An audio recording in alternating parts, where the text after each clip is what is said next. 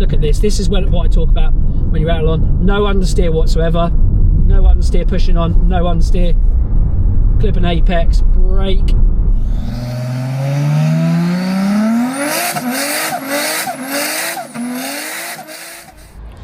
Hi guys, Alex Peak Performance Reviews. Welcome to another vlog and welcome to another video. I am here today with the new Renault 5 Iconic and I'm excited to get out on it. Yes, it's not a particularly powerful car by our channel standards, but look, it's a bit of an icon and icon by name. I cannot wait to get out in this car. I've heard really good things. Like I say, the old Renault 5 was a bit of a legend and it's been a long time since the old 5 was out. So look, out with the old, in with the new. Yes, it's all electric, and I'll tell you a bit more about it on my drive. If you've got any questions or specific questions, hit us up in the comment section. And without further ado, let's go drive. So yes, I'm out in the legendary, or should I say new gen version of the old legendary Renault 5. Yes, I'm in the Renault 5 electric, or the Renault 5 Iconic. But yeah, it's a really nice place to be in here, and to be fair to it, £24,000 car. I mean, some people would think that still by today's standard for some reason it's expensive. It's not. I mean, nothing really starts life at anywhere near £24,000. So to have this and see this at £24,000 price point, to have this kind of level of quality interior, it's got some kind of faux leathers, nice stitching, some really nice little bits on the trim. It all feels quality. It's got this kind of hexagoidal type sporty steering wheel, which is really nice, and loads of lovely materials, all kind of like almost vegan friendly materials, reused materials, and even some really cool 3D printed materials and parts in this car as well. It's a lovely place to be. Loads of little cabin space, loads of little cubby holds and places for your coffees and teas to be sat. Electric wireless charger. It's got USB ports, USB-C ports. It's got everything you can want, and then everything goes through this 10-inch or dual 10-inch system and screen system at the front, and it is really clear and concise and lovely. And I love, like I say, how things are laid out on here. There's loads of physical proper buttons, not any of this haptic crap, thankfully, everywhere, which I really like. Yes, there's some touchscreen bits on the infotainment, has Apple CarPlay, Android Auto, as well as a load of different lovely things as well.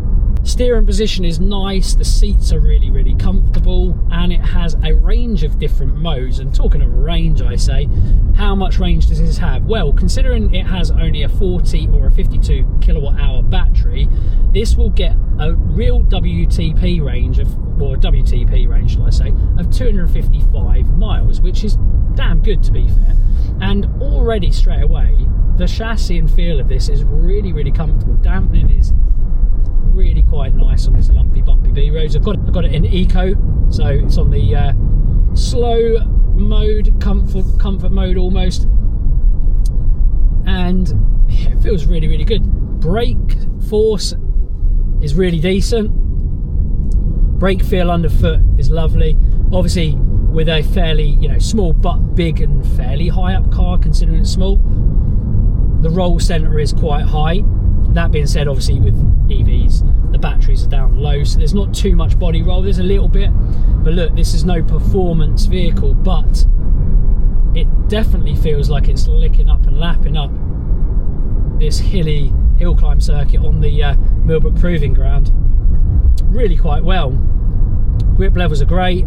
Steering feel is light, but let's see if it changes on any of these modes. Really easy on the steering wheel to just toggle through the modes. We've got comfort, you'd expect is going to be nice and comfortable. It feels it. And then we can go into eco, sports. I'll put it into sports mode. There you go, it's a bit more sprightly. And the braking is absolutely brilliant. Let's see if the grips are good. Yep, really decent. It's actually really surprising. What you have to remember is, as a tester, we go in so many 50, 60, £100,000 cars, £250,000 cars, and when you come to one of these, if you don't kind of change your mind frame you can get a bit stuck in a rut in terms of thinking how you review a car, and you think, well, this is a really basic car and it doesn't have this incredible chassis that has this flat cornering capability. But do you know what? Yes, you can feel some body roll, and like I say, the roll centre is high, but everything it needs to do, I mean, this is meant to be a little practical, fun, cheap car, isn't it? Little scramble as we go over that crest. But in general, leaning on into it, the suspension is a livable, softer type of suspension. The dampening very much the same in terms of how it reflexes back into the chassis. It's a comfortable car more than anything, more than a sporty car. However, the roll is managed really, really well, and although you can and do feel like you're high up as such for a small vehicle, albeit, it's not too bad. Let's do a little low down roll. I mean, look, it's not fast, guys. It's not fast. That being said, again, we get a bit numb from all these really fast cars that we drive. The 0 to 60 is still meant to be, I think, 7.9. I'll correct myself if I'm wrong, and I'll put it up in the top for you right now. But in general, this is absolutely superb. Like I say, yes, it's not particularly fast, but when it gets on a roll and you're moving, it's quite decent, because obviously the chassis and the grip from the tyres and the chassis in general is really, really good and really, really high, and for that reason you can carry a lot of speed through these corners. And like I say, although you feel a little bit of roll, it's really well managed, and the dampening is really, really good, and the tyres feel superb, and there is a lot of grip on this car. So overall, the handling is brilliant. It's really brilliant, and it's really fun. So big tick box on that from me. Practicality, really good space in what is a small car. Rear occupancy, good space for the legs of a decent sized passenger, including, I'd say, an adult. Yes, it's not huge, but there's good headline room in the rear. Decent sized boot, nothing, massive.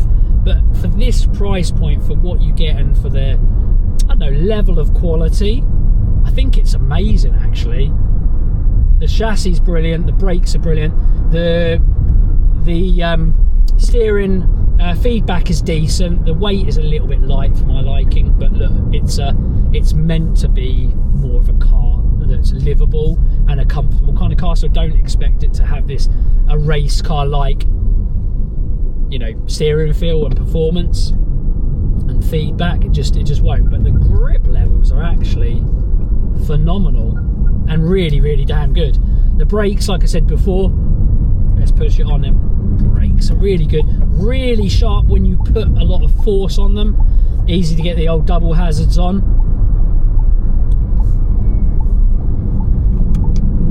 Turn them off. But the chassis in general is superb. One gear, one speed, you don't have any paddles, nothing there. You can put it on a regen mode. You've got drive or B, so you've got kind of no regen or kind of like full regen. And if I do put it in B mode, I'll show you exactly what it will do. I go around this corner, and then it comes on quite, not aggressively, but comes on quite hard, a bit like the Bourne, my Cooper Bourne does. Let's put it back into drive. I actually do prefer, some cars I prefer it on the Cooper Bourne, I actually prefer it with the drive, the brake regen and the drive mode on B. On this, the brake force and modulation is much better on the normal mode. It feels like a petrol combustion car's brake system, like a assisted servo system, and it's really quite good, actually. In fact, it's brilliant, and for such a small car, it almost feels over-braked in the sense of it's just brilliant. It has great brakes on it, it's very confidence-inspiring, and overall, it's just a lovely place to be. And overall, I adore this car. It's brilliant. It's very stylish. It looks beautiful. There's so many amazing, wonderful nods to the old era of Renault 5 that I think a lot of old school Renault 5 lovers will love it. I really think they will. But going into the modern age, but it's that sounds sports mode in particular. The engine response is really good. Is it fast? No, it's not particularly fast. Is it slow? God no. It's decently fast. Like I say, it's more of a car that you kind of get when you get moving and you get transitioning into a few corners, that it feels decently fast. If you're trying to go from a set of traffic lights and do the old traffic light GP, you're not really going to win many drag races in a car like this. But as a practical, cool, fun car that you and your friends can all get in and go out in, or your family, a small family, you could do this in abundance. It's a brilliant, excellent platform. Let's punch it again. Bit of lag before the car kind of wakes up, and then it takes you on to decent speeds. It's, like I say, not fast, but it's certainly far from slow as well. But the chassis is brilliant. It's so much fun, and it really is quite competent. So yeah, like I say, it has 150 horsepower. I did mention it before, which, yes, it isn't a lot of horsepower. However, to get on that small battery such a good WLTP of 255, it's really, really good. And for what I think most people are going to want from this car, it's going to tick a lot of boxes, and for that I like it. What I do love about this car, which is quirky, which you have only akin and on typically much more expensive car, is the load to charge capability of this. And it has an output of 3.7 kilowatts, so you can basically put this onboard charging port on it, and it will give you a 240 volt plug socket, and you can put on 3.7 kilowatts of things on it. So you could bloody put a cooker on it, you know. You could put a cooker, you could put a microwave, you could put a TV, you could put your PlayStation, your Xbox, and be out camping somewhere and harnessing the power from this. It's just brilliant. Like I say, it has so many cool features on it. It's loaded with everything that you'd expect even on an executive GT car, and it's just fun. Yes, it's not big horsepower, but the chassis, the brakes are wonderful. Are simply, look at this. This is what I talk about when you're out on. No understeer whatsoever. No understeer pushing on. No understeer. Clip an apex. Brake. Get the braking done. Clip this apex. Turn in. Push. Power comes on. It is a brilliant, brilliant feat of engineering from the guys at Renault to produce a low-cost, fun EV with a really good range. I absolutely adore this car, and I applaud Renault for making this car again and for keeping it at circa £24,000. It is a brilliant car. Look at this. Ready? I'm gonna push on. No understeer. Grip, grip, grip. Bit of playfulness on the exit. Brilliant. Brilliant car. Absolutely superb. Well done, Renault. You've built a brilliant, fun, little, cool, little, iconic little hatch, and I love it. I'm here for it. Oh, it's just so good. It's worth noting that the chassis weighs 1450 kg, which by today's standards of electric cars, it's not actually that bad at all, is it? When you look at it against something like a Cupra Born, yes, it's a bit different. It's a lot smaller. Cupra Born is about 1.6 to 1.7 tons. Acceleration wise, it's probably just a little bit slower than something like the base Cupra Born. But like, yeah, 1450 kg, you can feel it. It doesn't feel particularly weighty and heavy. And with that, you get a chassis that is really, really fun and very dynamic. And yeah, I think Renault have done an absolutely superb job on the chassis there.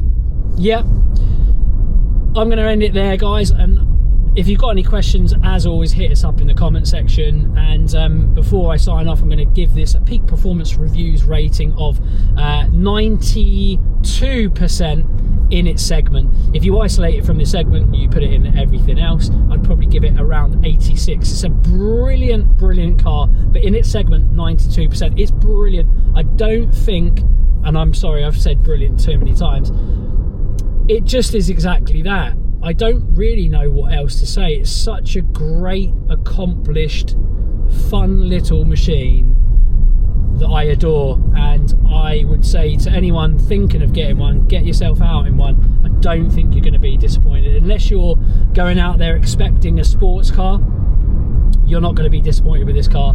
Get yourself in one, even buy one. It is simply excellent. And with that, guys, I'm going to end it there.